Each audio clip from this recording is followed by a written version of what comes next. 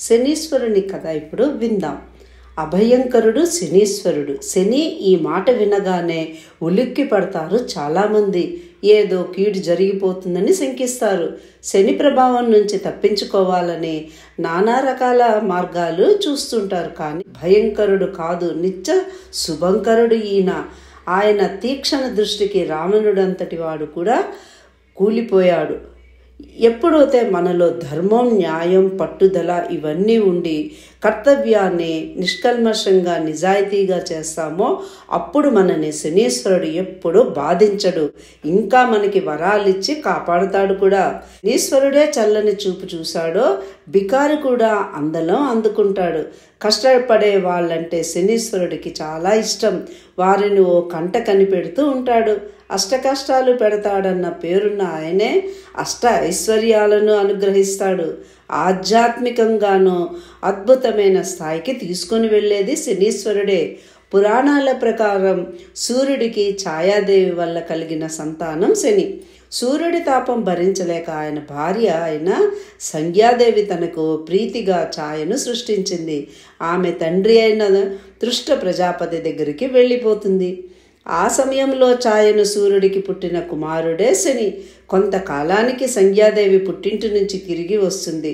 సవతి కుమారుడు కావటంతో శనిని ఆమె సరిగ్గా చూడదు. ఇందుకు కోపించిన శని ఆమెను కాలితో తన్నుతాడు.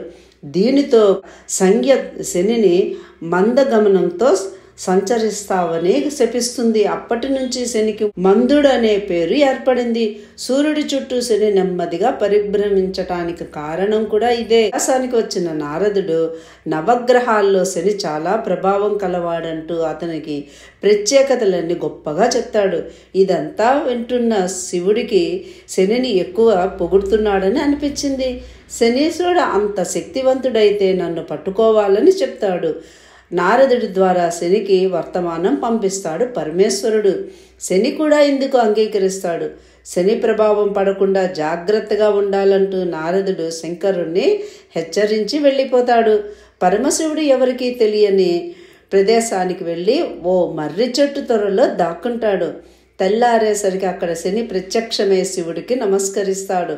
నా ప్రభావం వల్ల కైలాసంలో ఉండాల్సిన తమరు ఇలా అడవుల పాలయ్యారు స్వామి అని వినయంగా చెప్తాడు.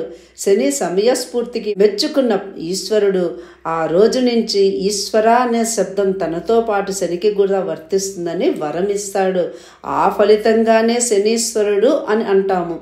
ఎప్పుడు శని అని అనకూడదు. హనుమంతుడి భక్తుల జోలికి, శివారాధన చేసేవాళ్ళ జోలికి ఎప్పుడు కూడా శనీశ్వరుడు వెళ్ళి బాధించడు.